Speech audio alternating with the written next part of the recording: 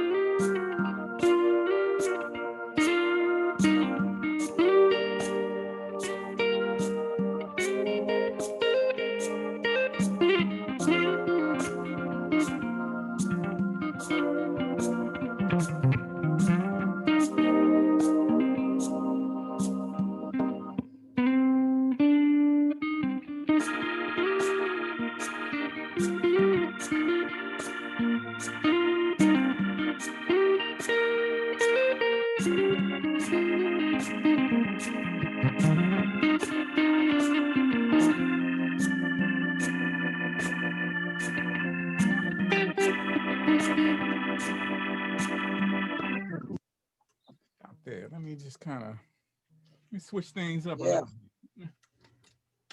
Play a little flute here. It's Crayge Lindesay. Memphis Underground. Let me try a little bit of that. Chris.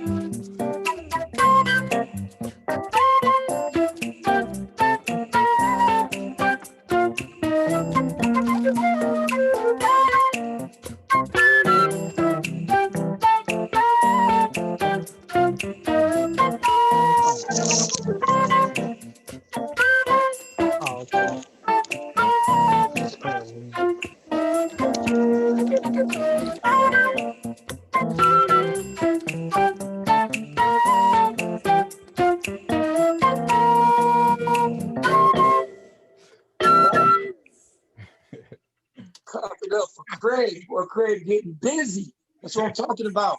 Yeah. Getting busy. That's what y'all to see the dominant dot doing what he's doing, and that's what we're about. I'd like to thank everybody accidentally took a picture. joining us. More people to join from all across So the if you nation click, to show love to not only this dominant dot, the project, Toyota, and friends and family and people that support real music, real people with stories. Humble people deserve to get flowers too. And I love that part of it. Yo, Betsy, it's time for the trailer. Miss B. Miss B. There she go. Come on, Miss B. Make it wide. With it smooth. Where the chillologist at? Yeah, I wasn't ultra professional. I'm not down there helping her, Roger. But I'm upstairs. I would got you, brother. If everyone could please mute so you can hear the trailer. What got me into music, actually, right. my mother comes from, she used to hang out with like Nat King Cole and Louis Armstrong and some of those guys and some of the Scamps.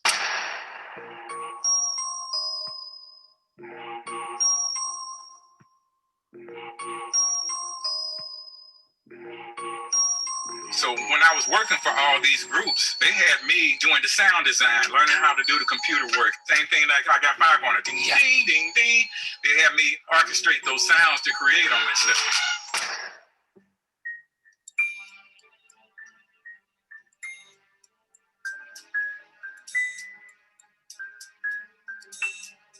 Yeah, it was our urban block strip and stuff, all our businesses and everything. You see steps leading to nowhere. Exactly.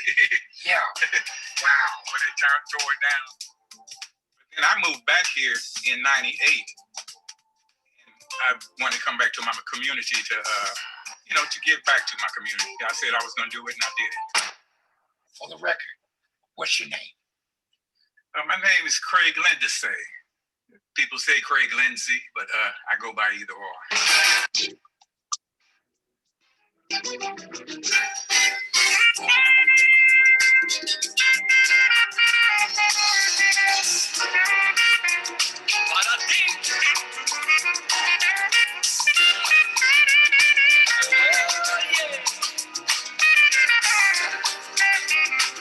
Pero qué linda, linda.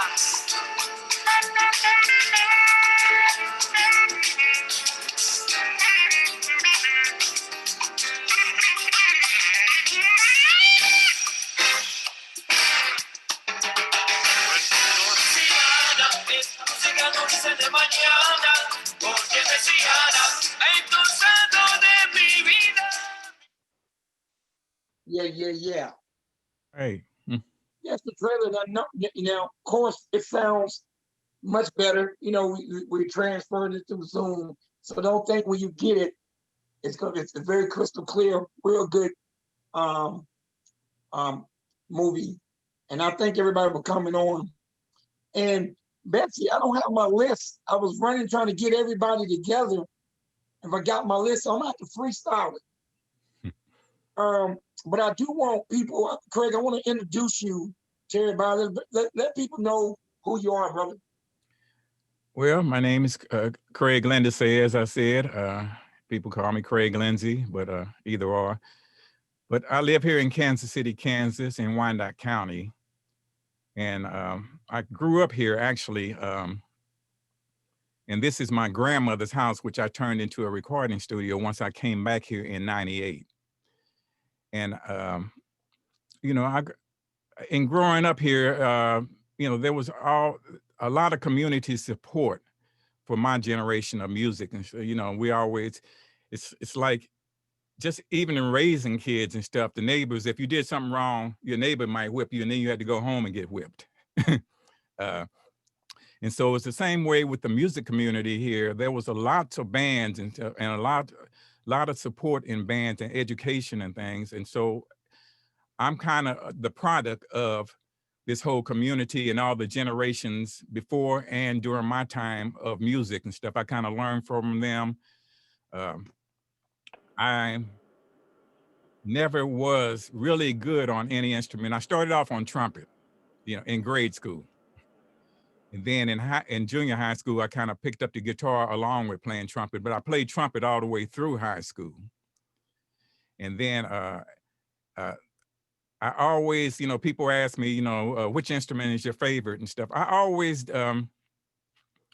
wanted to play instruments that were needed in the situation. So that's how I learned how to adjust to different situations. They needed a keyboard player, so I said, okay, let me learn how to play keyboards. And like one of my friends, Charles Williams, who's one of the jazz greats around here in the Kansas City, in Northeast, he started trying to teach me some Ramsey Lewis and some of these other type artists and stuff. I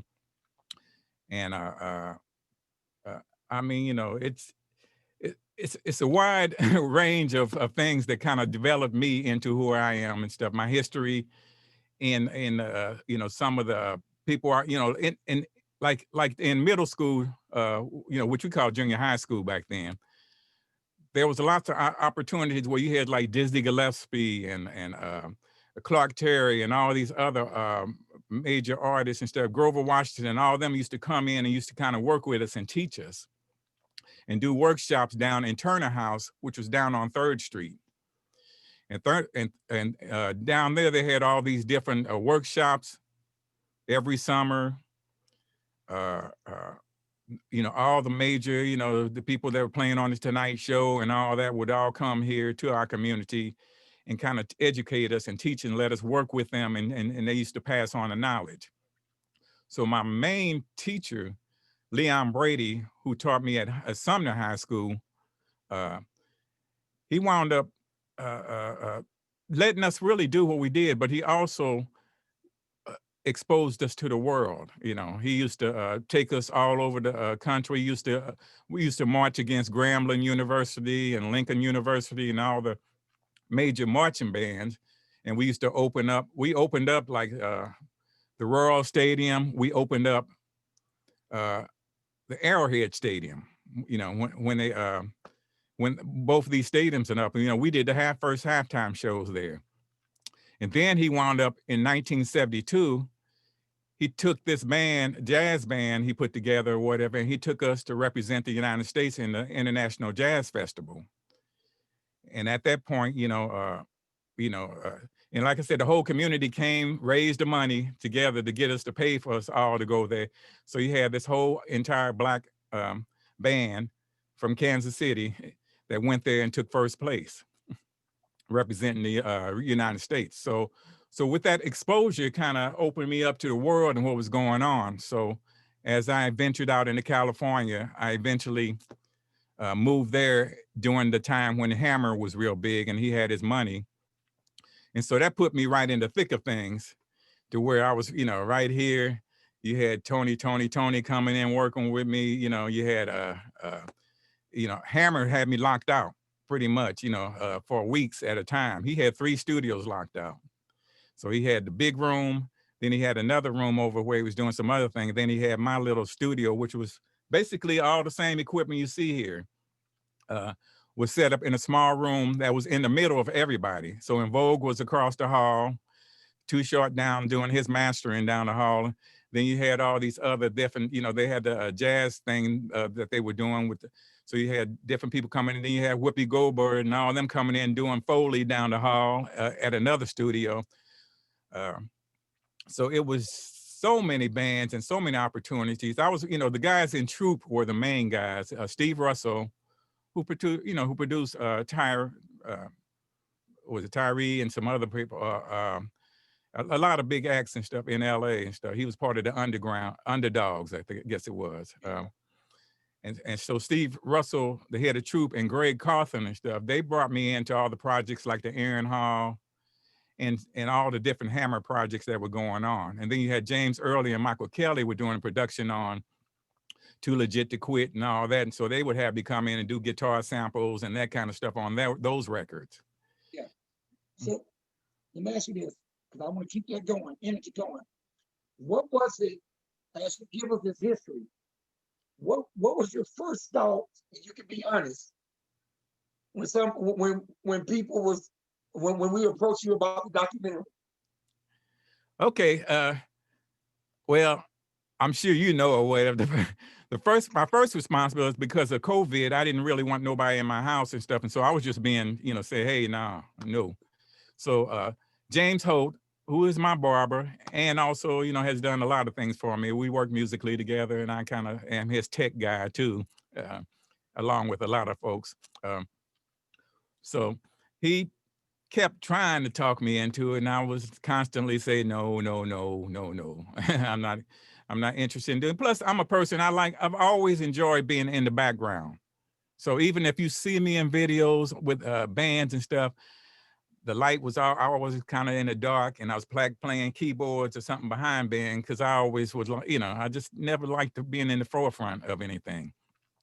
So then one of your other subjects, America Patton, who was that's how I met you. You were doing, America was doing a jazz project, and he brought me in along with a lot of other jazz greats and stuff around here in Kansas City. And he asked me, he said, man, you got to do this and stuff, man. I said, no, man. I said, why me and stuff? He said, well, you kind of represent a wide view of the whole Kansas City community. You are in the Wyandotte County area, close to Quindaro or whatever. So you are a part of this history. So you got to do it, man. Please, man. So he bugged me enough to where I said, okay, let me go ahead and do it. And then you said, I agreed it with you, and I said, 10 minutes. And then that 10 minutes turned into 2 hours, Definitely, man. Definitely. And we're thankful for it. Trust me on that. So when you first saw the trailer, the updated one or whatever, when you first saw the trailer, what was your thoughts? Oh, I thought it was really cool and stuff. I mean, you covered it. The thing I wish we would have had more of, which is, that's the thing about Wyandotte County. A lot of our history got destroyed because they wanted to suppress it. And so there no real pictures of Quindaro and the clubs that were going on here. And a lot of the history of Sumner High School and everything was kind of destroyed. So I wish there could have been more pictures of the way it really looked back. But other than that, you did a great job, but there's nothing out there. I've asked, we've researched it, and and like I said, they intentionally destroyed a lot of it, and you could talk to many of the elders, and they will tell you that. Matter of fact, I got a chance to talk to one of the elders. I can't think of his name now, but he got a lot of history, and some ties to DC and Howard University. He got all this artifacts. Yeah. He's about 80-some years old. I cannot think of his name, but he knew you. Yeah. He came from music too. I cannot think of his name. I was in a meeting with him. But so when you saw the video, I mean the total movie, what did you think then? I thought it was great. Like I said, in all the responses I've gotten back from my family and everybody has been that you did cover everything that needed to be covered. You kind of covered your history. You covered some of the problems of the community, you know, and of our people in general and stuff. Yes.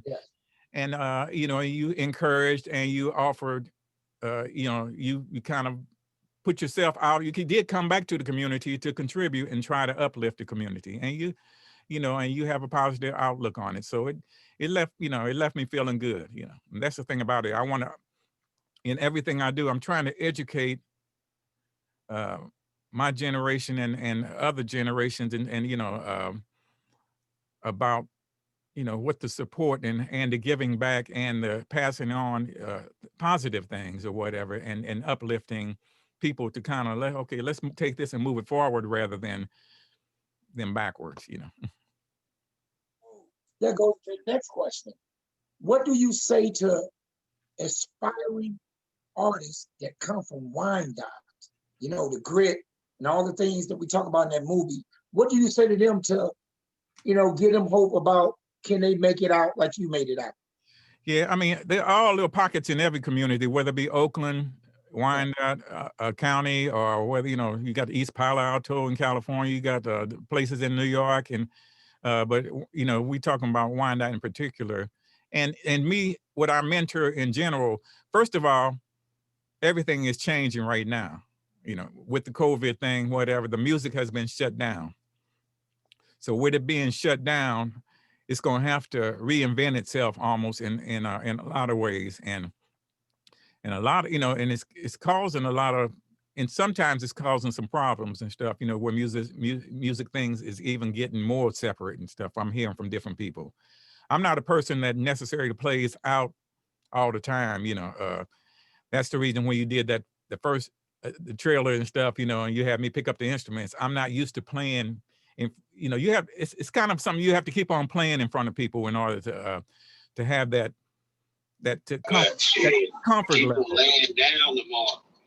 Yeah, and so The bar is like a. so I'm if I'm telling folks, you know, first of all, education. You know, you need to.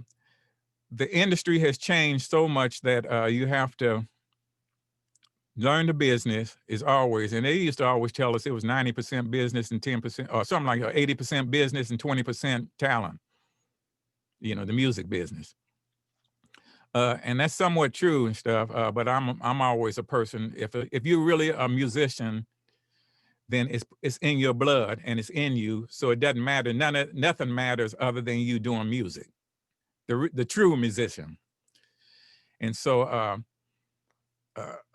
you have to put the hours in, and you have, you know, the problem I have with a lot of people I teach now and I work with is they don't have the self-discipline and the patience. They want it right now. They want instant success and want to be, you know, be, you know, in the spotlight on top right now and stuff. And the thing is, if you want to be able to last from generation to generation, in other words, each decade, another group of people come on, you know, there's some 15-year-old, 14-year-old right now that's going to just blow somebody else away. And then after that, 10 years later, there'll be another 10, you know. And so you have to be able to redevelop yourself and have to have a sustainability by the knowledge that you have. Now, the other thing I would tell somebody that do this, I'm a person that has multi-talent in that I'm a tech. I mean, I went to school and I know how to fix things, equipment. I know about computers. I know how to do, so I can do other jobs and do other things that may sustain me and cover me when I can't make money off of music. Because music is the way it is, and you have to, you know, everything, the whole industry has changed, and it's not no $1 million deal you're gonna sign now. Everybody's doing it independently and doing it your own way. You have to promote yourself. You have to approach it from a whole different angle. So you have to research. Promotion is the hardest thing. And I will tell somebody out there, if they learn how to develop the promotion end of it, they can make a lot of money, because that's what everybody's missing you got all this talent, all these musicians that can play and do all this, can write and do all this, but they don't have the means or I'm the person that I put records out, but I never was gonna go push it, because that's not in my nature, And so it just sits there. You spend all that money, all that time doing it, and just laying there. So I got records, and I got projects out that only have been seen by maybe 100 people over the past 20 years, or 10 years or whatever, because I don't have the right mechanism in order to push it. Just like the Bloodstone record, that was mentioned in that thing, Yeah, that record was, released in 2014. At that same time, Trayvon Martin and the other one got killed and stuff during that time, and we created a video. I sent it to Oprah, everybody else, Steve Harvey and all these other networks or whatever, but ain't nobody gonna touch us because we don't have no promotion and we don't have no name here. And so that video only got saw by, just a handful of people. And it was relevant during time, and it was the old school Bloodstone, which a lot of people don't realize that Bloodstone has a movie out that's back in the, black exploitation movies. And it's, they spent millions of dollars, they spent their fortune on making that movie and stuff. It was made back, in the 70s or whatever. But it's something that nobody's ever seen, their history. And because of that, they, their money went down, and they, pretty much went broke. And then as they signed with the Isley Brothers label, the Isley Brothers went bankrupt. And so that was just so you had a group that was on top on American Bandstand, playing, opening up for Elton John and all, and on tour with stuff, and on the TV, what, Soul Train and all these other, they was on top touring with everybody. And then as that, and also the way some of the business was handled, you wind up going down like that. So you can be on top. The other thing is, remember where you come from. If, in other words, if the people you meet coming up are going to be the same people you meet if you're coming down, so you better kind of treat them. One thing that was took. What is something that you wish we could have put on the movie besides what we have? Is there anything that you wish we could have added? I mean, you did within the time frame, you did a great job, so there's not really anything, like I said, Mr. Brady's history is something that should be looked into. Yes. By everybody, really. I mean, I had a friend in LA that was, interested in even doing a movie on him and stuff, because his history is so many musicians that are out there that he touched. And that, and he came from New Orleans, and here to Kansas City, and he fought all the people that were against him or whatever, and he reached a point to where they wouldn't let him do what he did. And then also when they wouldn't let you discipline your kids in school and stuff, which they let the kids just run, that's when it's kind to step back, to where you don't have any control, and they letting them, so that was another reason he wound up leaving, out of the school system. But him and like I said, more history on the bands. I mean, we talked about the club scene that was going on up and down Quindaro. Yeah.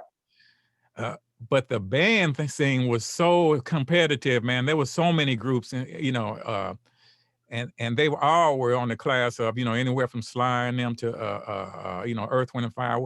They were all show bands, to where they could, we were dressed in uniforms. Everybody was choreographed. Everything was like that. And one artist in particular, if you ever go to my YouTube page, which is CWL Produce, is on the YouTube page. There's a band called Clyde, Them and Her. And the lead singer she played trombone, played keyboards, and could sing, Betty Jo Miller. Her mom was a great jazz piano here in Kansas City. But she was offered by Doc Sevenston back then with the Tonight Show to be the lead piano player, play sing and play trombone and stuff. And he would have been, that would have took her to a whole, you know, first Black woman playing all those instruments in that type of thing. But that was the caliber of musicians that we looked up to. And it was like, man, I want to play like that. I want to, and the energy. And she just stepped into her, had a little skirt on and her heels and her blonde wig and stuff. And she stepped on there and just on the trombone, blow hard. And then she'd jump on the keyboards and start singing or whatever. She's still singing down south if you look her up, you know. Yeah. Well, that's amazing. It's amazing, all this talent here. And that's why I wanted to do a documentary, not just about the artists, the business, the culture that's seen to be white, that nobody talks about. Like, we couldn't find pictures of the old club because the parking lot. Yeah. You know, and if we don't get started on doing something like this, then I know that's the guy's name, Chester Owens. Yeah, Chester Owens. Yeah, yeah. He has a lot of the history, but that's the thing he has and stuff is the history of the slave trade and stuff, and how people would come from over there at Park College, and they would come from, which was a slave state, and they would come across here to Kansas, right over here, which isn't far here from me, you know. Yeah. And then this whole Quindale Strip and stuff is really where the underground railroad, you know, one of the main hubs and stuff, you know. And so I'm sure you've seen that over the history thing place. Oh yeah, we filmed some stuff, and I'm going to get with Mr. Owens. I was on a conference call with him yesterday, and I'm going to get with him, and we're going to talk about some things and keep this thing going. So there's a lot of history that we want to reveal, and I think a lot of people are. I'm glad you decided to do this, because I know people on here now that, you know, may have never seen you or known you, and but heard of you, you know, and you know Joe Black, your prodigies and stuff like that. Yeah. You talk about that in the movie also, and I know some other people that may want to ask a question. Betsy, anything else we need to cover before we get into letting the people that's on talk? We got a couple reporters on. They may want to ask a question or two, so let me know you want us to do. I think it's time for Craig to ask you a couple of questions. Oh, okay. Yeah. My question to you was, you know, what prompted you to get into this whole thing, and you know, and what was your purpose in doing it? I when I came here, I just saw that Wyandotte was kind of like the little sister city compared to Kansas City, Missouri. When I came here, and it wasn't a lot of good morale on this side. But I would meet these people like Holtz, Gary Wilson, Wayne Hubbard, and all these people with these great stories that did great things. And you see with Wayne Hubbard thing, what he did with BET, outdoor fishing. I'm saying, all these people, and nobody's talking about them. Nobody's showing the proper respect. And I see the Underground Railroad. I see the school that a lot of people taught at in that area where the Underground Railroad at. And I talked to this 82-year-old. He's telling me this history. The house of the building where got all the historical stuff. Yeah. The ceiling is falling in. Yeah. I said, well, then what can we do? Why are people raising money for this? So let me get this camera and let me go out there and tell these people stories. And we started with Gary, thanks to Toyota. But what was good is that they was already on this mission of entourage, let's go places.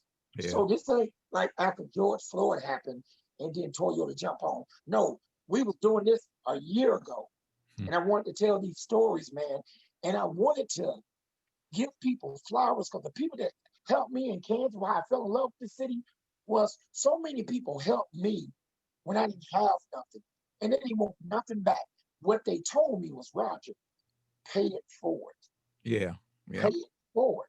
So my gift was to tell these stories and give voices to people that may not want to say their voices. Like, you that's doing your thing. But to me, you're that diamond in the dot. You're that diamond that other people, producers. My son is on here, Riz Illuminated.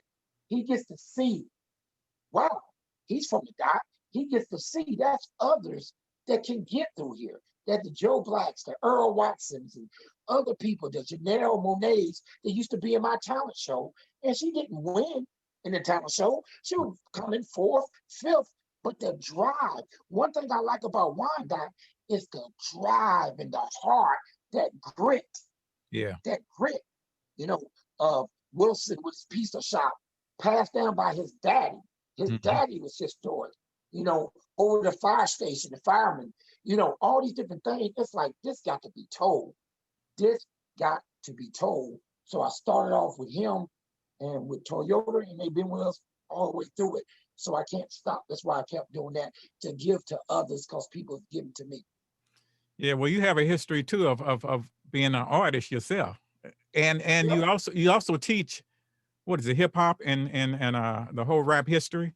Yeah, Avila University, Dr.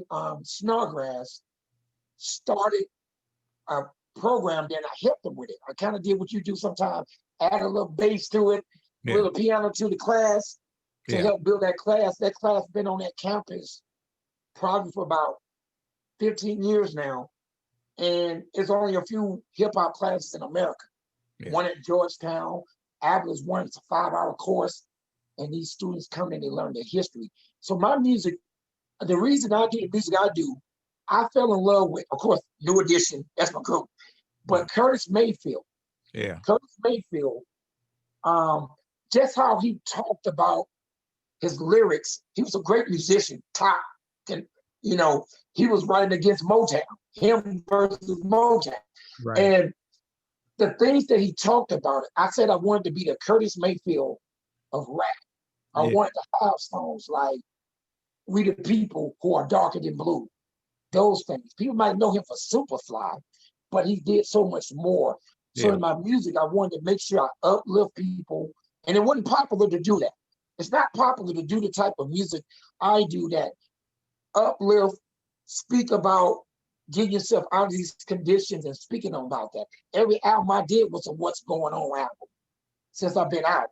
So I wanted to do it, and I knew by doing that, it wouldn't be as popular, you know, because what's popular now is the alternative rap of braggadocio, money, fame, all the things that come with it, drugs, whatever. So I did that, and I just kept doing that, and I wanted to outwork people. I felt that lyrically, I felt that I could compete with anybody, because I was into rapping hip hop when it comes to lyrics, you know, lyrics and stuff like that. But I wanted to also teach in the music, so it was a natural for me to put out titles and acronyms. Yeah. Acronyms that kind of predicted the future. Right. So that's what I try to do with the music. Oh, that's cool, man. Yeah. Oh yeah. So that's pretty much it when it comes down. I still do music. We got a clothing line that's doing well, and basically giving back to the students. The thing for me is about teaching the young and motivating them, because if you teach young people to go after their passion, then and you show them success with their passion, then it may keep them out the streets. It may it may make them be the other statistic. I always want kids to talk about the other statistic, not the one that they throw up in your face, going to jail, prison pipeline, no respect. I want to be the other. But what I found out, and you found out, Craig, in the city, people don't like to support people that are actually trying to do positive. So negatives have a big fan base, and we have to change that. And changing that is showing these documentaries, doing music that uplift, but it's hard to do that if you're 18 and everybody around you saying that music's not going to sell. You talk about this, you get in these cookie cutter situations, and you're seeing all these young rappers die. 19-year-old, 20-year-old, they're not getting this on them. They don't even know what this is right here. Great. They don't know what this is. They might pick at it, laugh at it, but that means you're still here. I always tell people, great means you still here. Some kids are not living to get great, so it's important that music have a balance. I'm not saying that you can't talk about the things you went through, but music must have a balance so that people can see the other side, like the movie Boys in the Hood. Yeah. When they were getting ready to do the drive-by, Cuba Gooding Jr. character said, "Let me out the car." We Yeah. got to teach our young people to get out the car Yeah. before they ride into destruction. Well, that's the thing. They have to do it for the, like I said, the love of the artistry and also for the longevity of it. I'm gonna be 65 years old next year, and so, you know, Look, I've been doing it since I was a teenager, you know, and I didn't do it for the money. I did it because I just love doing music, you know. yes. And I just kind of, one thing I did was, you know, I'm a man of faith, so, you know, I always ask God to guide me. And so he's always taken me into different situations, just like he brought me to you, you know, Yeah. to do this, because I don't do this, you know. Yes. I don't like doing this. Yes. And, you know, I see all them little heads up there, you know, it's like, okay, you know, I guess I can do this. Let me just go ahead and now they're going to be asking me questions in a minute here. Let's see. I was going to say, let's let those little heads ask some questions. Let's get it. If you're interested in asking either Craig or Roger a question, please indicate it with the raised hand function in the participant spot. Is that Riz? Okay. How y'all doing? I'm doing all right. Nice to see y'all today. So I get, you know, my question is to you, Craig, is the importance of owning your masters. How important is that, do you think? In this industry, you see a lot of people in the new generation, they'll go out there and they'll, you know, get a beat perhaps on YouTube or something and then record their, you know, written lyrics on it. But then in the future, you know, get mad when, you know, a producer, you know, wants to sue you when you know, made the maximum money that you know, gained off of that. So what's the importance of, you know, making sure that you have everything, you know, cooked from scratch, so to say? I mean, I always encourage you know, like when people come in my studios, I tell them, bring you a hard drive or bring you a flash drive or something and take your masters, you know, because you know, because you don't know what's going to happen. I mean, I could drop dead tomorrow or whatever. And then you like, dang, you know, I should have got that, you know. But Right. Any situation like that, you know, you should try to have your masters just so you can, especially if you paid for the session. Now, you know, you get into the whole, you know, politics of that thing, you know, whether you got somebody funding your session or whatever, or you didn't pay for it. So now technically they own the masters, even though you own the song. And song ownership has to do with two different things. You know, the music is 50% of ownership, and lyrics or another, you know, just in old copyright language, and what it's 50% of the ownership. Right. So if you go into different ownerships, you know, a lot of times I tell people, as far as agreements and stuff, you know, if you're gonna go, you know, if you're gonna work, if you're gonna collaborate with somebody, get something on paper. You know, you don't have to necessarily do it on paper. I mean, pull your phone out and just say, okay, me and Joe or whatever, we agree to, you know, we're gonna split this song with three of us. We're gonna split it 3 ways and stuff. Exactly. I got it on a video here. It's dated today's date. Boom, boom, boom. And that way you got something even right there in the moment, and then you can go ahead successfully. You have something to go to court with. Now the whole the whole thing about suits is, you know, when people, if you getting sued over something, it's got to make enough money to make any sense. In other words, a lot of people are being real petty about things. Well, I did so and so. I played this on a song and stuff, and I didn't, you know. And I'm gonna sue him or whatever. But by the time you spend all the money to sue somebody to get money that they ain't made, it ain't nothing. You know, you talking about $1,000 or something like that. It's like by the time you know, so it's got to be worth suing. That was one thing that was taught to me back, you know, back in the '80s or whatever by the rock guys. So it has to make sense on that. But I would say you know, at any chance you do anything or whatever, get your masters, you know, and just, you know, take them with you, have them with you, and just get in the habit of that, because you don't know what, you know, people change. You know, if I agree to, okay, we split this song right now, that's convenient. That's what that person means at the time, but they get real forgetful, you know, over time or whatever. They're like, nah, man, I did this so and so, you know, I came up with the original idea. Well, still, we split it. We decided to split it. You better have that in some type of form of writing. You know, even when I was married, me and my wife and stuff, we signed, okay, we want 50-50 on the song. You know, we just did that. We just made that as a habit of just doing business, because we may divorce or anything at any point and stuff, but let's do it now while we cordial. And, Right. you know, and it makes sense. I hope that helped. Oh, yeah. Michael Burdette, any questions, brothers?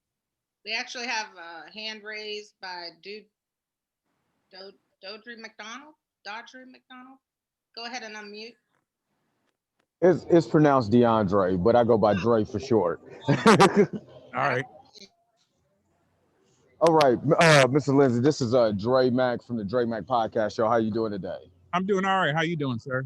I'm good. I'm good. I know you mentor a good friend of mine. I know since high school, Joe Macklin, also known as Joe Black. Yes. How was that experience mentoring someone younger? And then this is kind of a two-part question. So how is it mentoring someone younger from the same area and seeing their growth? And the second question, since you worked with all these different celebrities, have you ever been starstruck? Have you ever seen someone like, wow, I can't believe I'm meeting so-and-so? Working with Joe has been, you know, I started with him and he came in with natural talent of, especially in vocal production and things like that, but he plays keyboards and he's able to write and things. And it's, you know, we just been, I mean, you know, we almost family. That's all I can say on that. You know, he stayed here for a while. I let him just go ahead and here's the keys to the house. You go ahead and do what you do and stuff. And you know, he did that for like almost half a year and stuff. He just kind of camped out here, and I just laid back in the other room and just did whatever he asked me to do work wise, and taught. I sure did. And so, What's going on, Joe? I see he just popped in. What's up, Joe? What's going on, y'all? Yeah. Yep. So I'm so proud of his accomplishments. You know, he's doing Ariana Grande and Justin Bieber, and he did that whole vocal production on the Empire series, and he's doing some other secret stuff now. So he knows. I mean, you know, we're in constant, and he supports me. You know, he came when I received that award last year from the United Nations and stuff. He came and he introduced me. You know, so What's up? as far as starstruck, I can't really say I have been. You know, I've been around people, but I never looked at. I mean, I was always taught that, and I had a perspective on people that they always were just, you know, just like you. You know, so, you know, it was cool. I mean, Hammer, when he came in there, he thought I was going to be starstruck. And he was like, "Oh man, yeah, I want you to, you know what you're gonna do? You're gonna teach my producers how to run this moog up here and stuff." And I said, "No, I ain't. You ain't gonna come in. You ain't gonna come in here and tell me what I'm gonna do." I said, "Nah, and I didn't. You know, I don't care who you are. I don't care how many millions of dollars or whatever. I ain't about that. You know, that's never been my thing. Money doesn't mean anything to me other than my means to eat here and then maintain what I do and stuff, you know, and I try to teach that and pass that on. But, you know, each individual is different. You know, they have their priorities. And I try to teach also that everything, you know, talent, finances, everything's all relative. That's what my brother teaches me, you know, being a physicist. That's all relative. So, you know, a person that's way up here and that owns the big house, you know, Tom Bahali, he told me, you know, he called me up and he said, they used to be in the Chiefs. Yeah. He called me, he said, "Man, you're one of the richest people. I tell all my people, you live in that little tiny house in Wyandotte County and stuff, but you're richer than everybody and stuff," you know, in his little African accent or whatever. But that, you know, it's true. I mean, I'm happy here, you know, and I'm gonna die here, you know, just passing on and teaching what I do, teach to those select few. I'm not open to everybody. They have to find it. Joe was one of those ones that found his way to me, and he kept on bugging the hell out of me, you know. Well, I really appreciate. I appreciate the time and for answering my question. And Joe, I'm about to come live on your couch for a minute, so you can teach me the piano. Come on through. It's, one thing he's always taught me was whatever he taught me to give it back and pay it forward. That was the one of the things he told me that's his payback. And so those are lessons I learned. So I don't hold on to anything. It's all for us to continue this so we can continue moving the culture forward. And that's one thing he's always taught me is that, you know, So Joe, let me ask you a question. So having that guy give you that hand up, so sometimes you gotta recognize hand up and not a hand out. That hand up, because you still have to work and show the drive to do it. Did you feel like when you went to Cali, because of that training, you was equipped? Let me tell you what it was. One thing Craig taught me was, and I didn't realize this at the moment, but what he's told me was, there's more than 8 ways to get paid in the music industry. You don't have to just be a producer. You don't just have to be a writer. There's vocal production. There's vocal people that give you the instructions on how to do your vocals. There's mix engineers. There's mastering engineers. There's background singers. So when I got to LA, I was up against things that I had never seen before, because when you're in Kansas City, everybody's telling you the man, but at the same time, you get to LA and I pulled up on one of my friends, Harmony Samuels. I pulled up on him, played him some records, and then he played me some records. And I was like, oh, it's time to go home, baby. You know, that's how I felt. But what Craig gave me was the tools to be an engineer. So when I didn't have, when people were kind of afraid of me as a producer, I could just I can engineer. I'll engineer a session. So I was making money, but then I was also building relationships. So because now they're asking you questions like, oh, what else do you do? Oh, you could play the piano. Oh, you can do this. So then it was my gateway for everything else. So what he equipped me with, like, he gave me engineering skills, because he taught me from how they learned back in the day. So now I can go to any studio and make money. You get what I'm saying? That's valuable. I don't have to produce a record at all. I can go and just engineer. And so that was one of the valuable things that got me in the door. Vocal production was another thing. He was like, Craig, you're great at vocals. I didn't even know it was a check for vocals. I didn't even know being a vocal producer was a thing until I got a $2,500 a day check from Ariana Grande. So every day I was in with Ariana Grande, they were paying me $2,500. And I was in with her for 5 months. That's what I'm talking about, Joe. So, but those are the things that, because Craig said, when people are intimidated by people that come in that are talented. So don't intimidate them. Just be a writer that day if there's a producer on there. Yeah. Be the producer if there's just a writer. Be the engineer so I'd never got in people's way or made them feel like I was threatening their position, because I could always play another one. So I owe Craig a lot. So that's posturing. That's good posturing, knowing when to move and when not to move. Definitely. Yeah. So we're gonna get back to you too, Joe. Miss Underwood, holler at us, Queen.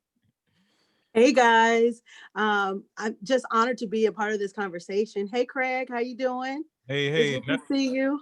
Another one of my students. I've been working with her. What is it? How many years now?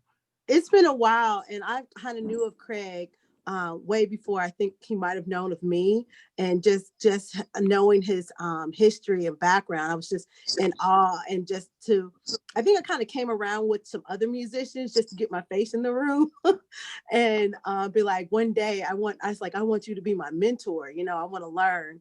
And I also want to give a shout out to Joe. He gave out some really good just information just for others to learn as an artist. So that's what's up. And originally from Wyandotte County as well. So to Craig, I wanted to ask you, as a woman in this industry, it's a little different. It's a little different road on how we move about and things like that. So where do you see, women artists moving forward, going in the music industry? Where do you see their place? Sometimes we get stuck at, a fine line with trying to show our talent, and then also being as a sex symbol or whatever, what I'm saying? I want you to first hear my music, what I'm saying? Yeah. And then, so it's definitely a fine line that I straddle, and actually being an educator as well. And then also my second question is, now that we're kind of in this COVID thing, and where do you see the music industry heading? I know you talked about it a little bit, but after COVID, where do you see it moving, going, or have any advice for us artists out here? I worked with, most, let's see, it was for about 10 or 20 years at least or whatever. I only worked with women, developing them, and my, wife at the time, I had worked with her. So one thing I have always taught them and tried to, even as I work with Keisha, Donald's daughter, I tell them that there is, a whole different thing in the business dealing with women, and it has changed from generation, with the Me Too thing going on now.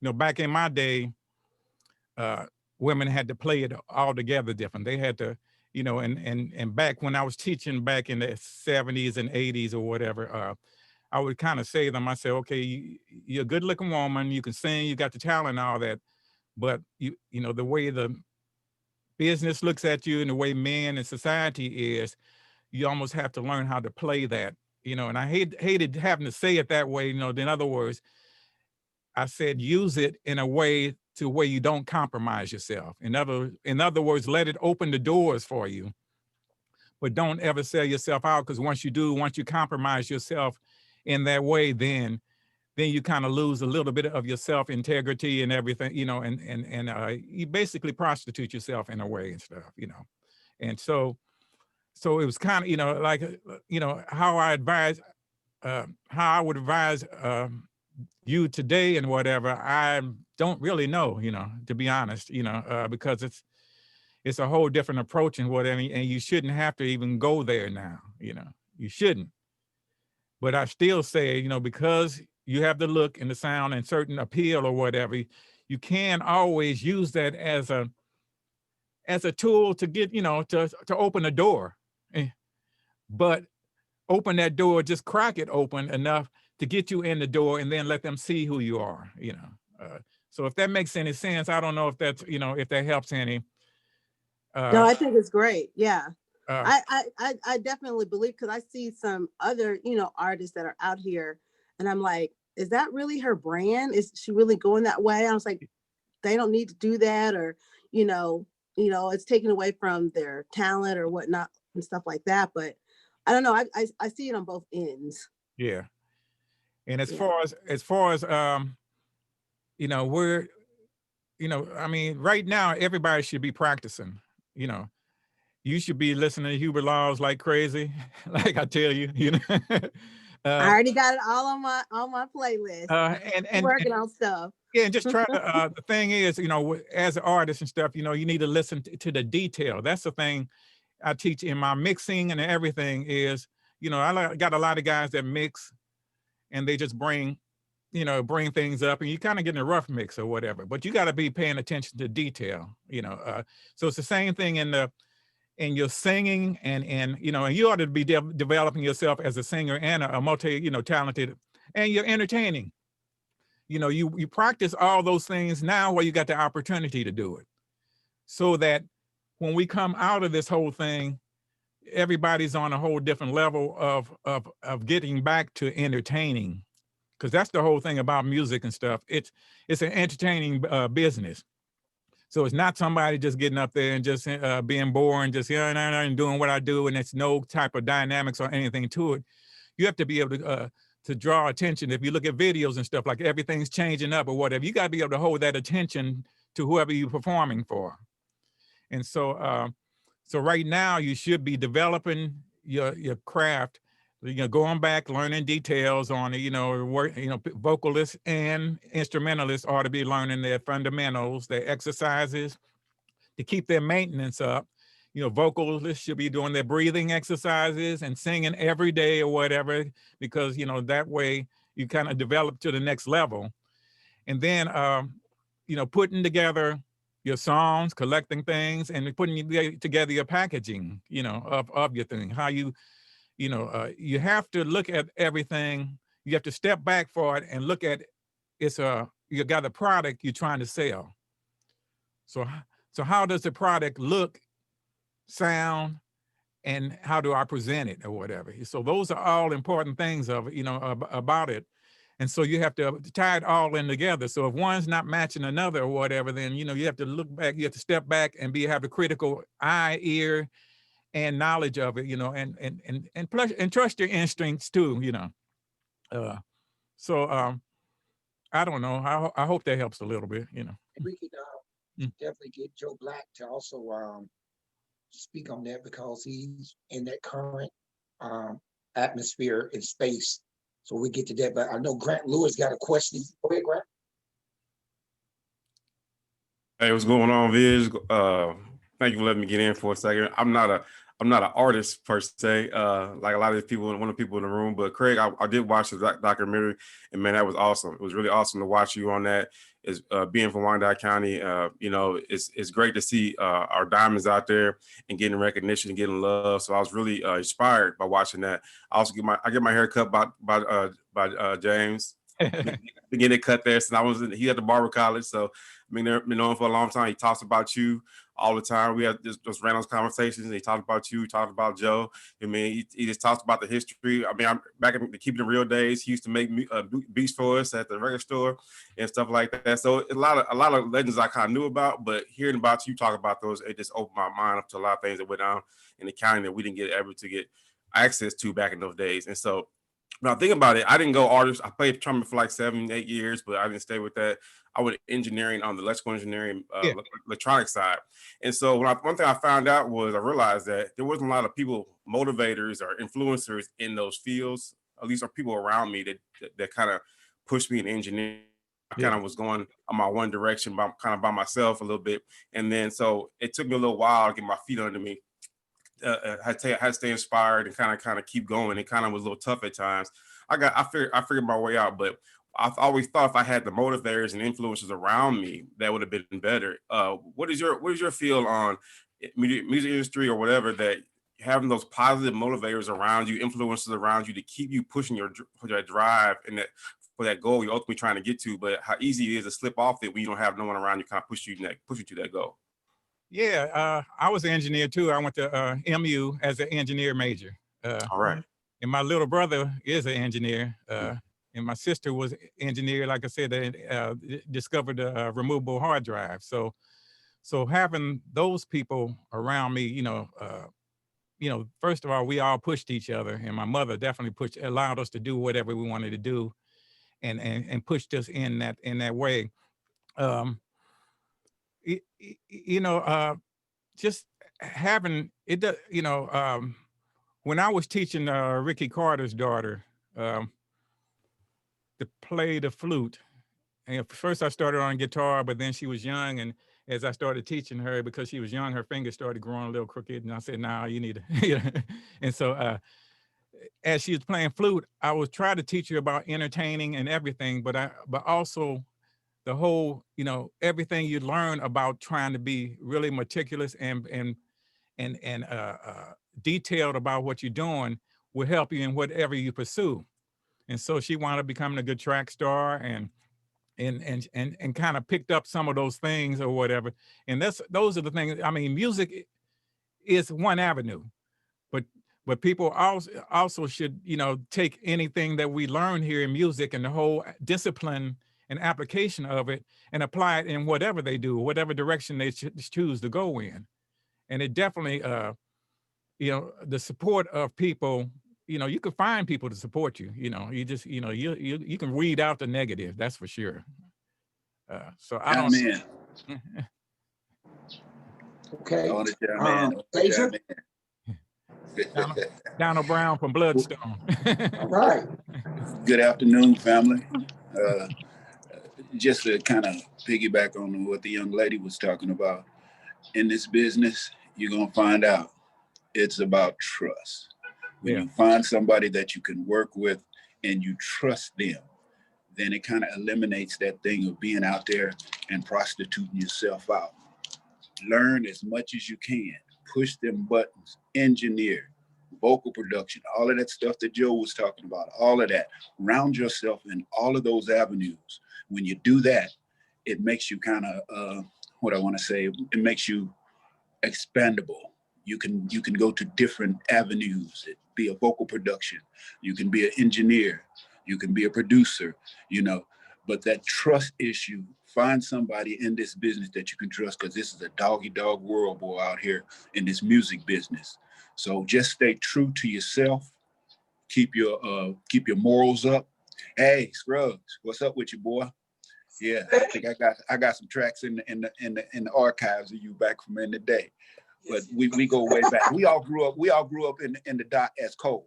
We all came up as Cole and nurtured our crafts and our gifts into diamond. Iron sharpens iron. You know what I'm saying? So just anybody on this line, just be encouraged and stay steadfast to what you believe. You all got that hunger for music, because if you didn't have that hunger, you wouldn't be on this call. Mickey Carter, that's a piece of coal that it came up, turned into a diamond. You know? Sir. So it's a lot of us that's out there that's in this industry, and giving props to Crayge once again. You know, he's really responsible for that Kansas City area. The one thing about Kansas City and the Dotte, it doesn't get the recognition that it really deserves, because most of the time when you go out into this industry, you hear St. Louis, you hear Chicago, and you hear New York, you know, the major cities like that. But Kansas City's got just as good a talent as any of those cities. Believe it, being out there with Bloodstone, I have discovered that. So just stay true to your craft and learn as much as you can. Push them buttons. If you mess it up, then you call Crayge. let me help you straighten it out. I'm out. I love you, daughter, on that on the Bloodstone album, man. I got my students bumping that album. That was a great album, man. Shame on the area station that didn't play that album, because they don't know what they missed out on when it came to that album. They don't know what they missed out on. That's for sure. So you a legend, brother. I remember coming to your basement with Chris Chestnut and all that. Yep. You know, so I appreciate you. Deja? Hi, how y'all doing? Can you hear me okay? Yeah. All right. I just first want to say thank you, Mr. Lindesay and Roger, for putting this all together, allowing us to join. Thank you, Betsy, for your help as well. And thanks to the advice that Mr. Donald Brown and Joe Black gave. Now, my question was, besides music, oh wait, first, can I ask more than one question, or I have to do one? Go ahead, you got two. Go ahead. Okay, so it's just two. The first question was, what else were you strongly interested in besides music? Like, what was like a second love, so to speak? Mr. Lindesay. Yes. Oh, okay. Yes. Yeah, like I said, I've always, me and my brothers or whatever, we used to build stuff when we take things apart or whatever. So I've always been a tech head and stuff. So I love doing that kind of things. I mean, I like sports. You know, I always like playing basketball, tennis. You know, I wasn't big enough to play football, so you know, but I liked it. You know, I was always good at everything. They always called me a little monkey because I can climb up the side of a wall. I was small, you know. Right. But I would say, you know, my engineering, which I do, you know, as far as technical things, you know, and computers is, you know, so there is I was an engineer major, you know, electrical engineer major. So I wound up, because I blew it at MU, and because of some prejudice things happened, you know, I got accused of something and got kicked out of school. And so with that happening and the racial things that were happening there, you know, I wound up going into music, which was my second thing. But while I was doing that, I was always picking up the bass and picking up instruments, doing music the whole time. So it's in my DNA or whatever. So I hope I answered your question. The first one. What's the second question? Oh, yes. Yeah. I hate the fact that goes on with Black athletes. But yeah, the second question was, when you do live performances, was that the best way that you gain your connect and supporters and people to support your music and stuff like that? I mean, you know, that's a good way, like, the girls in Vogue and TLC and all of them, they made their money off of touring, and live performances. I think Bloodstone makes most of their money off of touring and things like that. Yep. So it is, if you put a record out, you got to go hit the radio stations, hit the interviews and all that, and go out to tour in order to get support to let people know what's going on. So that is the best way to get your music out, and that is the most proven way of getting your music out. So it's but it's different now. I mean, right now, Joe could probably speak a little more on how they're doing it social media wise right now, because he's involved in a lot of that stuff. So if you want to ring in on that, you can. Go ahead, Joe, real quick. Yeah, the game is evolving, but like I'm telling people now, for me and for even artists like Riz, this is and any artist, this is an amazing time. The reason that I say that is because you have access to the world. You have access to everybody by a push of a button. There are creative ways, because I know now with, we looking at what they're doing with Facebook and how they control what's going on, but the thing that made record labels really good back then was they had the machine that they had the marketing. They had radio, because they can put you up on billboards, they can put you and take you everywhere you need to be. Now you have that access, anybody at any time, and it could take one person that's on TikTok to do a little dance to your song. You're out of here. So kind of those things where, back in the day it was all driven off radio. Well, radio now is paying attention to what's streaming on Spotify, Apple Music and Tidal and all these sites. And so we have the ability to be able to reach they're still buying records and they're moving. Is a big resource. They love our music, and they don't have as much access to our music as we do, but they love our music. To be able to have fans in Africa or Australia or London, and you don't even know how many people you have that you've reached, because your music is transcending the market. Your own marketing. You can put out your own videos now. So to me, it's a good time for artists, because you can be the next artist just off of just posting, and it just takes one little algorithm to put you where you need to be. So yeah, that's it. So the algorithm is going to be the thing, though, right? You gotta kind of get in, and you gotta kind of research and figure out, how do I get in that little niche? Yeah, that puts it out and lets it go viral or whatever. You got to keep grinding. Mr. Hubbard. All right. This has been amazing. This is Wayne Hubbard with Urban American Outdoors. I am out in the sticks of Kansas, and Roger reached out. Craig, I am so proud of you, Roger. I'm so proud of you, and it is the truth, right? Is that what we're talking about? Yeah. We're talking about the truth here. So what I'm excited about, I had to pause and come listen to this. This weekend is the Kansas governor's hunt, and we're out doing responsible recreation. But what I hear on here is you guys are talking about business. Regardless if it's music, whatever it is, you're talking about business. And it's just exciting to hear that.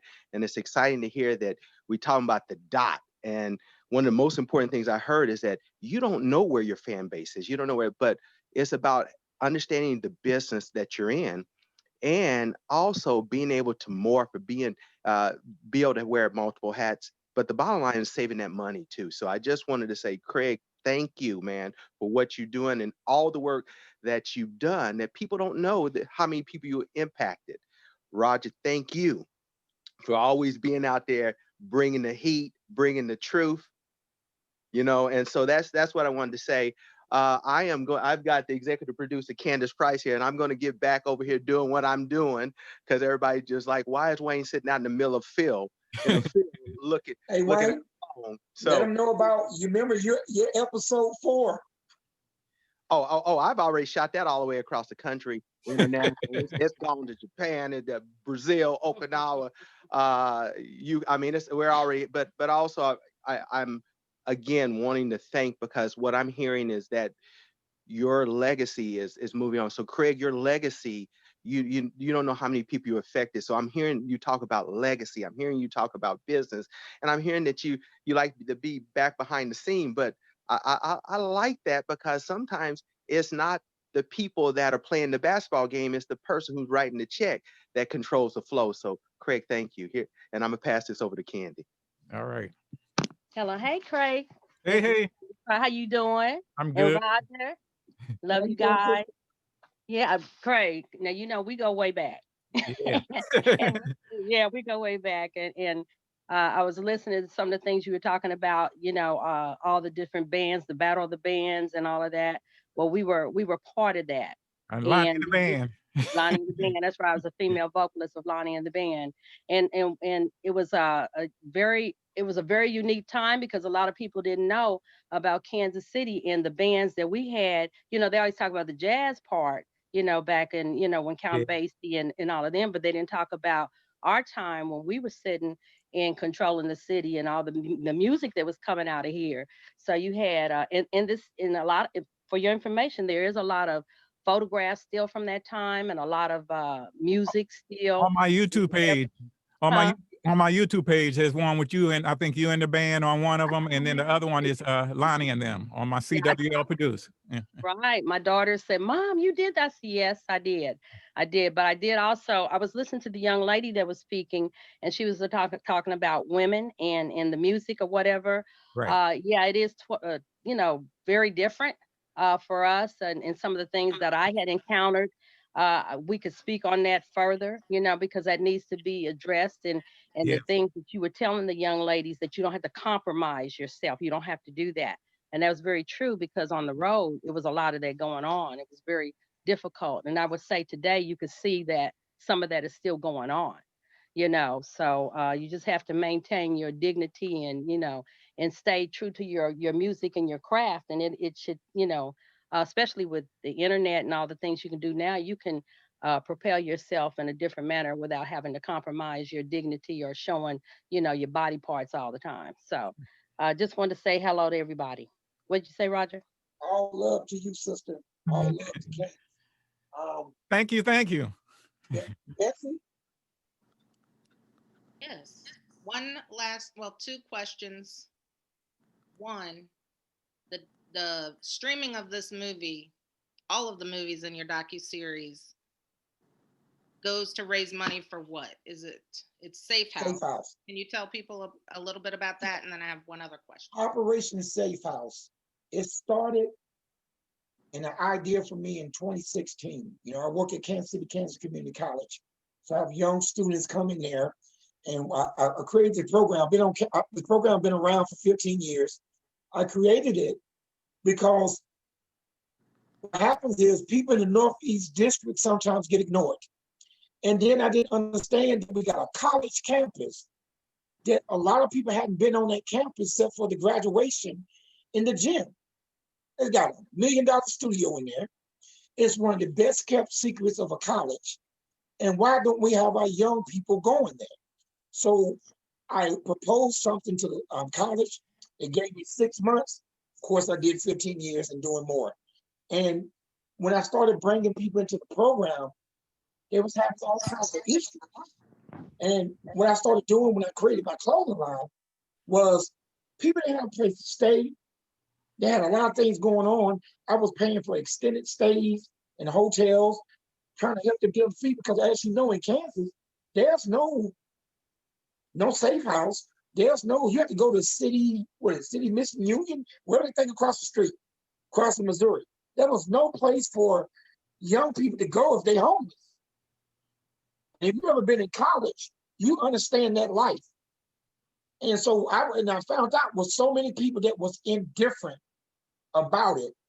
So I started, instead of selling cookies, I created a clothing line, then created a program that they not only could graduate, pay for some of their tuition, pay for their room and board until they got a place to stay. I said, well, then let's build something that they can go temporarily to get back on their feet, learn soft skills, and build something for them to have the mindset that they can go back out there and do something before I let somebody in the drug gang catch them, or trafficking, catch them. Let's find a place that's unique and different that can help build these people up and get these mentors to come in and talk to them.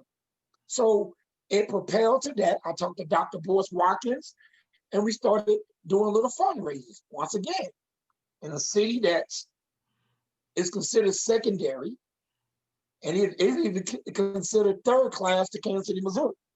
So there was a lot of indifference, so I had to go outside places to try to get this thing going.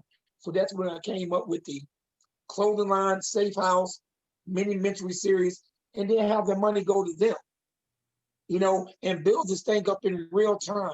When people donate, and Grant can tell you, Grant has spoken at our school and with our students, and build something that you could see and then connect other Black people with it. Host does carpentry, so get a Black business to help build this thing. Get a Black real estate person to give us what we need, and do it in a way that we can really help people out. And that's what I want to do. And that's what I was going to do, regardless of who was behind me. I put my own money into this, and I just work at a college, not rich, none of that. But my ideals, it's backed by conviction of giving people a hand up and not a hand out, pay it forward, because so many people have helped me in the city. It's my obligation to build a safe house, and that's what we're trying to do. Yes, sir. And where can they stream the movie, the documentary? Okay, truththereason.com. And I want people, Craig and Joe, and Donald, y'all giving great advice. Here's the other part of it.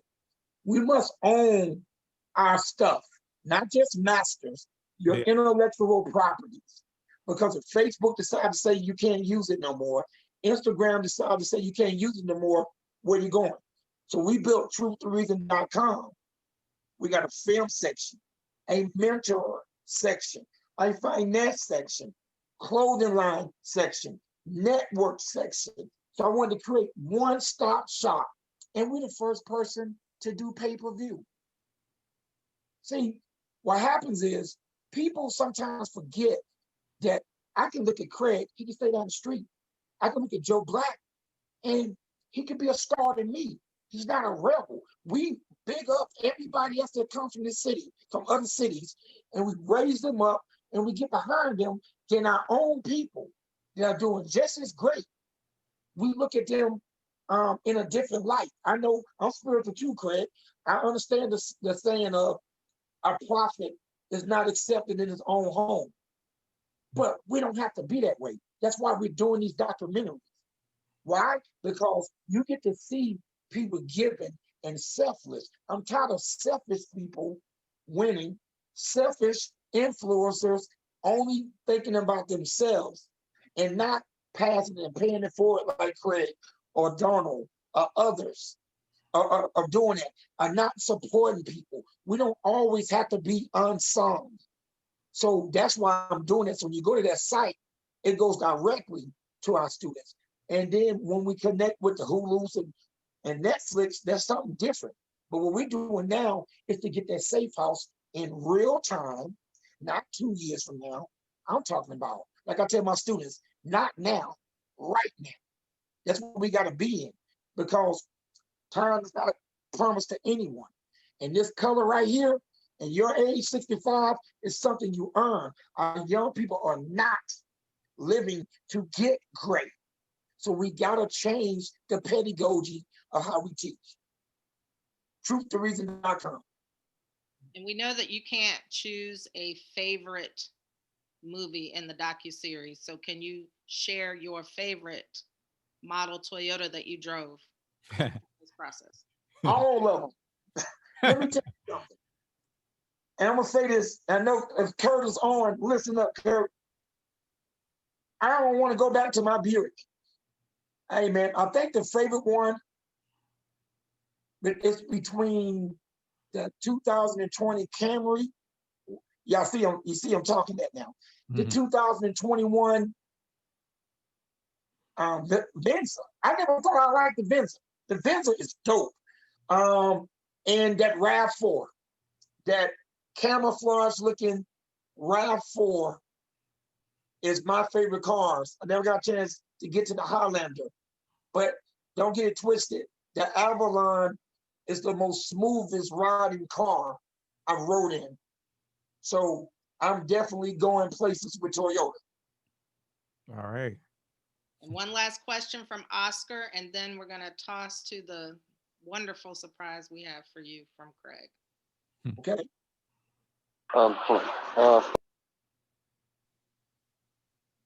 You're muted. Hi. Okay. Hi. Okay. Good. it kept saying you were muted. I'm like, what? Okay. So here's my question to Craig. So say like for background, I've like ever since like you know the team, you know, we started like you know doing these movies. I personally have really wanted to like you know get into the whole like sound design, you know, film scoring kind of thing. Yeah. But you know, I am a bit of a self-described tone deaf person. But like I just have a question. Do you think that like you need like a natural talent to be able to you know create music, create melodies, or is that something that could be learned by you know a layman, say? Well, I'm of the belief that anything can be learned over time, you know. And as far as sound design and those type things or whatever, there's so many tools now. I mean, you can go in and you could just, you know, if you can visualize it in your head, you know, and that's the way a lot of people write. You know, I mean, sometimes I can hear things or whatever, but if you can visualize it, then you can kind of go through the different presets they got in different softwares, and you can create that. You know, say, okay, yeah, this is kind of what I'm looking for. And then as far as sound design for movie thing, you know, that's really, you're trying to create, and I say that in production in general, you're trying to create the vibe that you're looking for and that you're trying to present, you know, in a scene. If it's a song, then you want the music to, you know, to have that same type, you know, if it's a happy song and up, you know, you want to have that kind of up type sounds you pick, and maybe the beats and the, you know, particularly what you choose in doing. So in it's saying if it's a dark scene or something you're talking about, you know, then you want to kind of get things that, you know, you want to kind of get things that kind of create that whole sound. So in sound design for a film and things like that, you can just really, it's just picking and choosing things, you know, certain atmosphere, and then you can sit there pretty much and just play things, you know, chords and stuff, and how you feel it and stuff. Yeah. But it's always good to learn basic music, your basic chords. And you can do that through YouTube videos, or you can just take a basic piano lesson to where you know your major, minor, your different forms of chords. Because they, you know, if you play a suspended chord, it may add tension. You know, if you play a major song, it's going to sound happy. If you play a minor song, then it's going to kind of give you that kind of in-between move. If you know, so each form of the basics of music will help you in your growth and in your knowledge of what you're trying to pursue. I hope that helps. Also, that helps a lot. Thank you. Sorry. I also want to thank everybody that got on and showed love to Craig. It's very important that we support projects like this, and hopefully it inspire other movie makers to do some things that can bring more love to the city. I feel that I got a lot of history people on here. Salute to Joe Charles. I don't know if you know Craig, James Holtz is on. Holtz, you know, you get Holtz on, you know something good.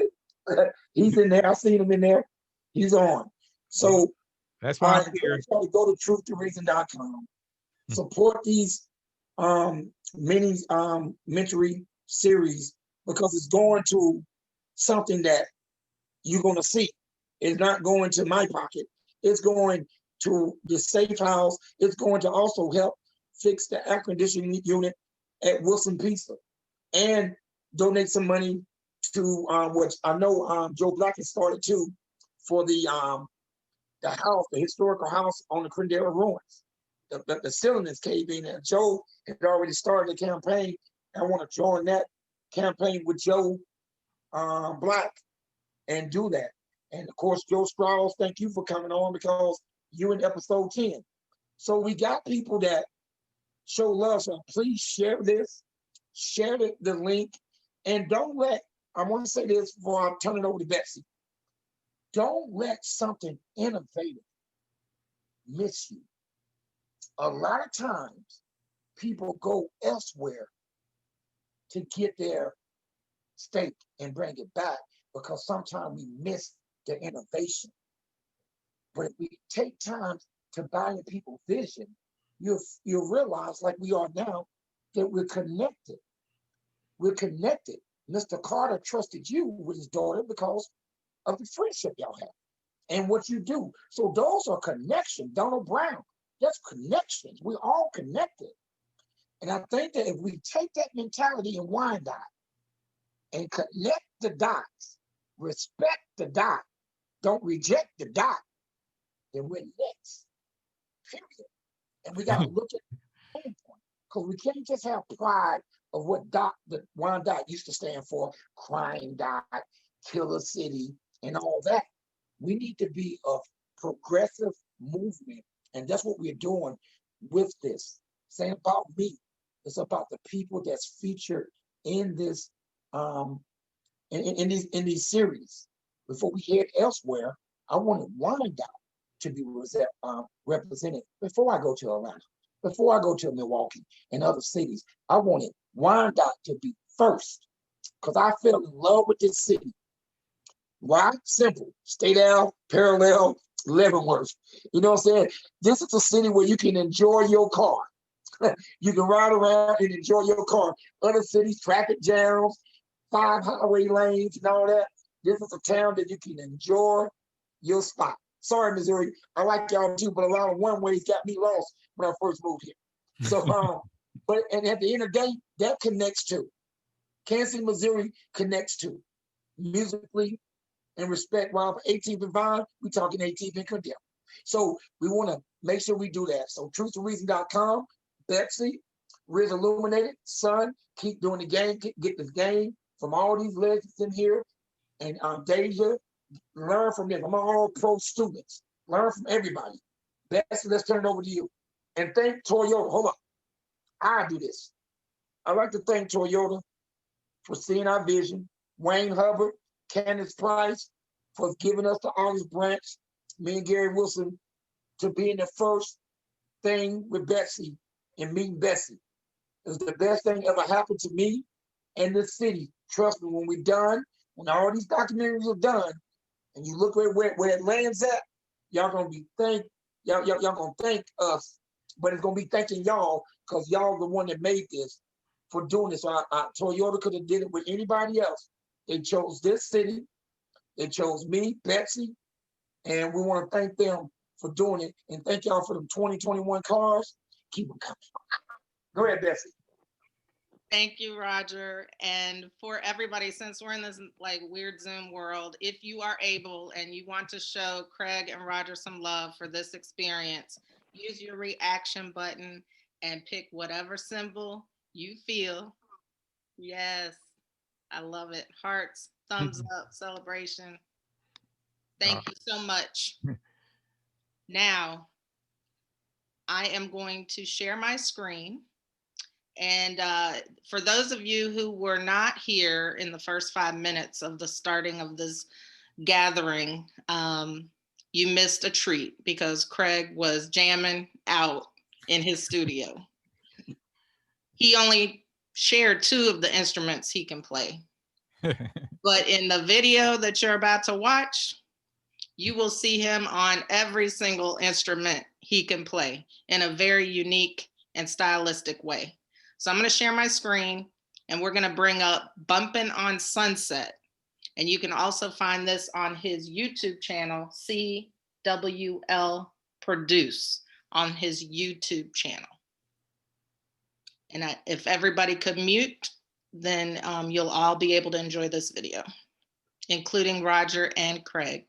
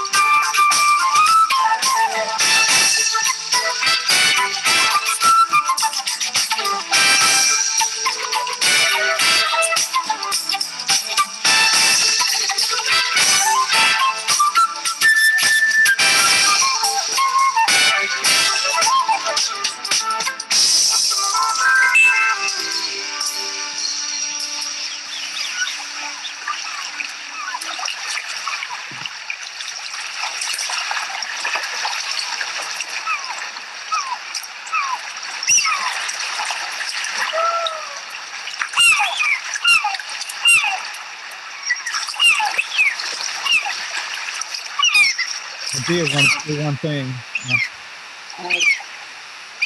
This is that. I just released a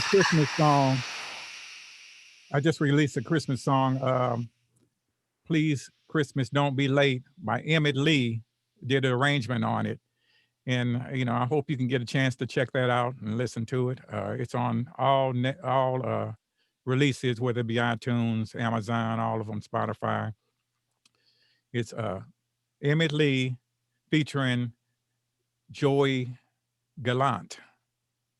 and it's Please Christmas, Don't Be Late. And I'm playing the bass and guitar on it, and I engineered it and helped with some of the vocal production. So if you get a chance, listen to that and support it and push it if you can. I don't know. It's good.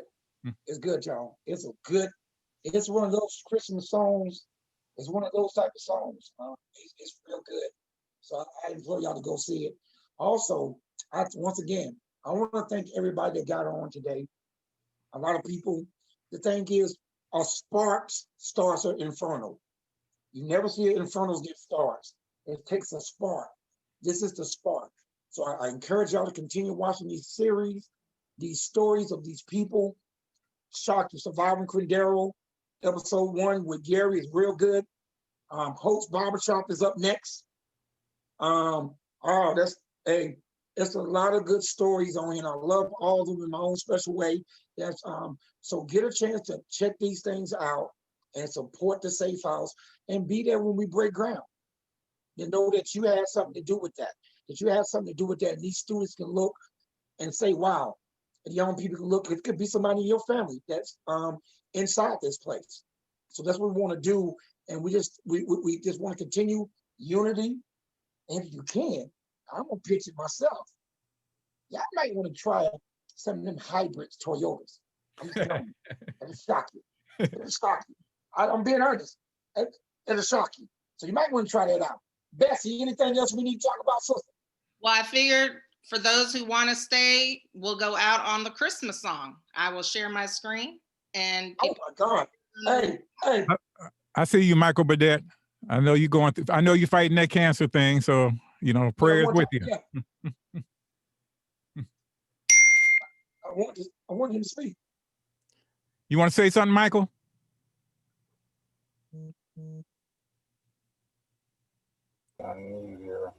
Hey, Craig. Hey. Hey, Rick. Little kinky. Hey, Donald. Bird. How you guys, man? Blessed. Good, man. Yeah. It's great to see you. It's great to be here, to see my people. But I'll call you. All right. I'll call you. All right. Take care. Yeah, man. I want to say this to Michael. Yes. Michael Burdett. Yes. You got total victory 100%. And I believe in miraculous healing. Yes. You're going to defeat that. Total victory 100%. You rewire it and it's going to happen. Your belief beyond belief. That's the thing I practice is belief beyond belief. When they don't believe, your belief is beyond their belief. And your body will follow what your mind and your spirit believe. Total victory, and we plead the blood over you. Thank you so much. I believe that. Your faith has made you 100%. whole, brother. Yes, it has. That's right. Yes, it has. And with friends like you guys, I couldn't have wished for nothing better. Especially for these two guys. You know what I mean. Yeah. We'll sit around. We're going to have you up here, Michael, next, talking about your victory. Well, yeah, I'm planning on starting a podcast to tell this story. And it's coming. Okay. Well, we can't wait to see it and be a part of it. It's a video podcast too, yeah. So, it's coming. All right. That's what I'm talking about, total victory. Yeah. And hey, Donovan West, anything you want to say, brother? No, I'm just happy for the invitation, for the inclusion, the great amount of wealth that's been shared, the history, the context for where you are, the free flow of information is very important.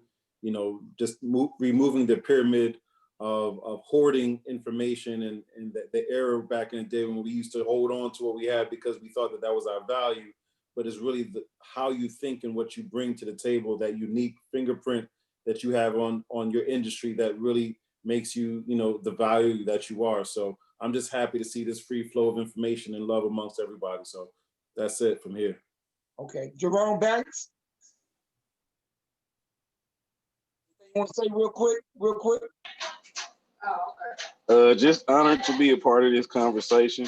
Roger, I rock with you since forever, man. You helped me a lot of times when I thought I had nobody to help me. So any chance I get, I try to do my due diligence and do the same. So I know anything that's got your name on it gonna be authentic and good anyway. So like I said, I'll vouch for you on anything. And thank you, Mr. Lindesay, for your story and just your helpful information. My pleasure. Hopefully our paths are intertwined and get to work with you one day. Like, I'm a major collaborator from Wyandotte County. I stay in Missouri right now. I've been here for a year, so understanding both sides of the bridge, man, it's really like that now that I'm living here versus coming from Wyandotte County my whole life. So I'm just the same way, just I just enjoy my craft and just keep on putting my music out and try different endeavors to get my foot in the door. So I know my worth, so I'll never let nobody, shame me out of something to do something I know I'm not intended to do. So yeah, I'm just honored. Man. The great Donald Brown, I would be remiss not that you say something. Hey, Roger, man, I appreciate you, man. Pay it forward, man. Keep on doing what you're doing, man, because it's the same thing what Crayge is doing. You found your platform. You found your way to get it out there. Man, be encouraged, man, because God got us all. This pandemic and all of this stuff is going on, but, where God is in the mix, it ain't no stopping. It ain't no stopping. You can't stop it, man. These platforms like Joe was speaking about, they're out there now. Even though you can't do the live performances, you can still hit these platforms, do that. Yep, exactly. Stay encouraged and keep on pushing. That goes to everybody on this call, man. So y'all just stay true to your craft, keep it prayed up, keep your faith in place, and you'll be good. You'll be good. God bless all of y'all. Joe Black, the youngest in charge. What's going on?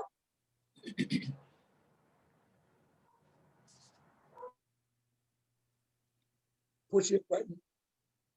The mute button. You're on mute, good brother. Yeah, it's not. There we go. I'm just, I'm honored, and I put it to you like this. It's been a blessing for me to run into Crayge and for him to open his doors to me. Not a lot of people are opening their doors to teach a kid that they don't know, and he did that for me. And without his heart of opening up the door for me, there is no success in my life. He taught me what I needed to achieve these goals, and it was just God sent. So like Donald, like everybody's saying on here, push this thing and pave it forward. It's enough room out here for all of us. We in Wyandotte County, we got to start supporting each other and just pushing each other forward, because at the end of the day, we can change. They want what we have. And our culture has been transcending for years. And so we have to continue to push the culture forward and love on each other, because that's what we have a problem doing. I see a lot of issues with that. So, I want to help bless anybody that I possibly can and push, especially Wyandotte County, because we have a lot of rich history that a lot of the world doesn't know about. So. Exactly. Yolanda Spivey from Jersey, you got anything you want to say, sister? No, but I appreciate being here. I love you, and I got a history lesson in your area. So I appreciate you guys, and thank you. You guys just keep pushing forward. Thank you, sister. Riz Illuminated.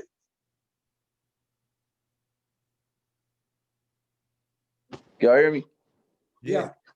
Okay.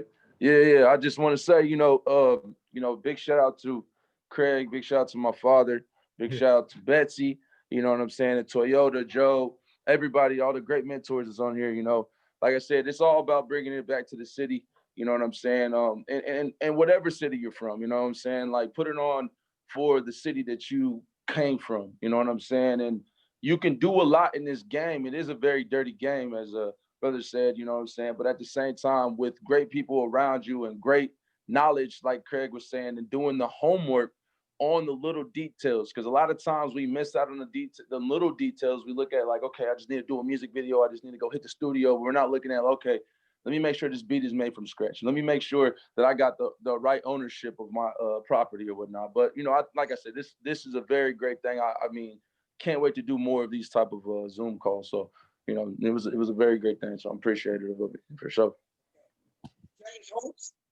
Host want to say something? He can use the other phone. Hold on just a moment. I'll be right there. No. Well, the plan is that we will have one of these after every debut of each of the episodes in the docuseries. So. Yep. Host, are you there? Hello. Hi, I got James Holtz with me. Go ahead. Hey, here you go, James. You want to say something? Hey, what's up, Big? What's going on, man? Hey, what's up, man? Got my mask on. Joe Black, you got Crayge on, Donald Brown. Hey, man, I just want to say, man, Crayge, yeah, did a great job, man. Proud of you, partner. Great movie, man. Good movie, man. I'm telling you. Me of you too. Hey, I tell you, Need a man. haircut. A lot of I need a people don't haircut. know. A lot of people don't know, but guess what? They know now. All right. Yeah, they Donald, gotta know now, brother. The whole world gotta know now. yeah, Donald said he need a haircut. Where Donald went? You jumping? Donald Brown. Get down here, boy. I'm right here, man. Look at here. Where you at? You in Phoenix? Got this way. Hey, D, what's up, man? Put my man down, man. Hey, Dave, you didn't see the last time you was here, did you? Got a little white up under there now. Welcome to the club, baby. Welcome to the club. Oh, damn, look at you, boy. How you been doing, brother? Everything good? Blessed, How you man. enjoying the I ain't got movie, no man? clout. That movie fantastic, wasn't it? Yeah. Bumping on Sunset. Yeah, that's all good, man. This is a Crayge thing. He deserves, this spotlight, brother. Cause he been working hard all his life, putting us all out here, man. I remember when you first took me over there, boy. You know what I'm saying? You was the one, got me over there, got a lot of good programs. He helped me out a lot, you know what I'm saying? Hey, this guy helped a lot of people, man. And he deserves everything coming to him right now, man, on the spotlight. He's I know he helped you a lot. I know you guys do up. Yeah. You know what I'm saying? So, yes, Hey, Grant, sir. anything you want to say before we let Bessie take over? I know she's gonna spank me. Hey, I'll just say this, man. Awesome job you doing, man. Keep with the work, man. You putting the town on, man, and recognize the diamonds out here we got. Keep doing it, man. I'm proud to know you as long as I've known you. And you've been the same dude since I know you back at Keeping It Real season tape days, man. The rapper viz is the same viz it is now in the community viz. And I appreciate you doing what you're doing, man. Anything I can do to help, man, I'm down for the cause, man. Why not County's my heart? So whatever I can do to help you, whatever I can do, just let me know. We're doing that. Thank you, my boy Grant and Mr. Carter. We would be remiss not to get you talking, sitting out there smooth with you, sitting down on your couch, relaxing. Say something, brother. Yeah, he probably don't have a mic set up. Ow. That's what's up. Hey. Rick Carter, the Unidose guy, the leader. Oh, okay. Hey, heard so much about you. Hopes talked about you. When I sit in that chair, man, they talk about the mighty Unidose. I'm gonna have to go there and hear some of those stories, man. I heard about the mighty Unidose for sure. AKA Ricky Dose. Ricky Dose, that's his name? Okay. I look forward to meeting you one day, man, just to sit with you and just hear about it, man. I soak up all that. And that was a constant name from not just Hopes, but when I started doing this documentary, people started talking about Unidose. So I would love to know about that history, man. Anytime, man. Just give me a shout. I got you, Mr. Carter. I got you. Anybody else that want to say something before we head out? I want to make sure that the people that can, George Hughes, if you want to say something, just want to make sure. Great time this afternoon. You guys did a wonderful job. Crayge, it's been a pleasure to see this whole thing come to fruition. I was able to see the documentary that was done by Roger early on, and it's amazing what you've done and what you've accomplished. So this has been outstanding. George, hey, we call George Mr. Chillologist. He got his degree in chilling. So Bessie, I think I can turn it over to you. Well, I would be remiss to not acknowledge that there are 3 members of the Toyota entrepreneurial entourage. Okay. We haven't heard from Anthony Murdoch yet, Okay. but Donovan West was a member of the Toyota Entrepreneur Entourage in Philadelphia. Oh, Philly. And, he was the president of the chamber, the Black Chamber up there. He is a mover and shaker in his own right, and is an amazing person that I'm glad that was able to join. And Anthony Murdoch, who goes by Murdoch, he was the most recent Toyota Entrepreneur Entourage member inducted in Indianapolis. All right. And you two definitely, the three of you definitely need to stay connected. So Murdoch, I don't know if you want to say anything. You're always so eloquent. No, I just, like I said, was good from City That Never Sleeps, Indianapolis, Indiana. I'm a 24-year-old Black man from the east side of Indianapolis.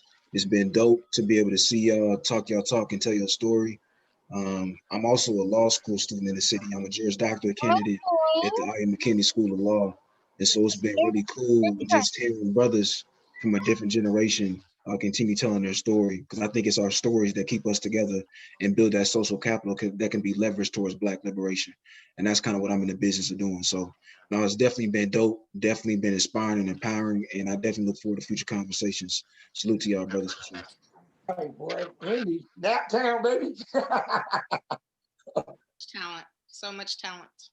So I'm just going to close it out. Thank everybody for coming. And we're going to close it out to, please, Christmas, don't be late, since Craig mentioned it. And I know he would love for y'all to hear a piece of it. So I'm going to share my screen. And we'll play it on the way out. Y'all.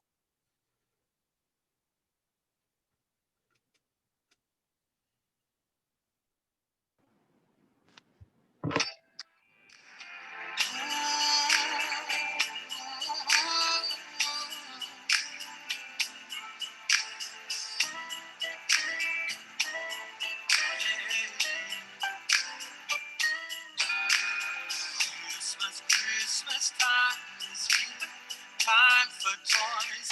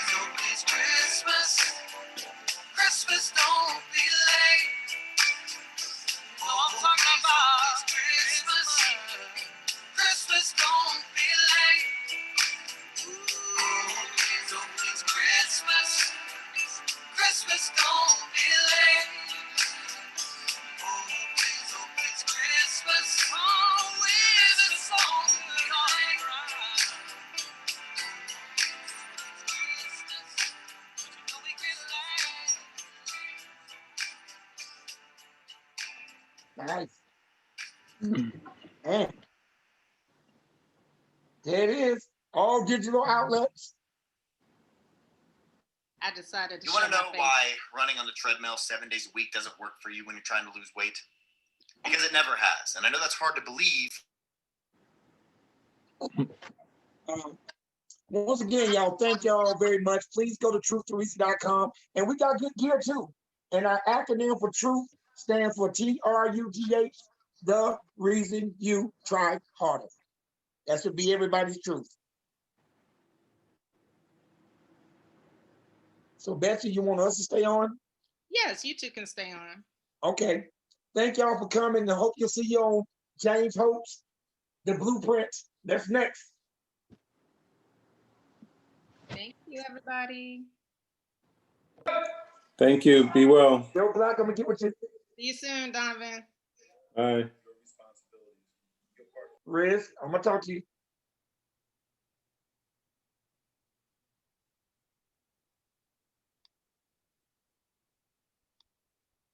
See you later.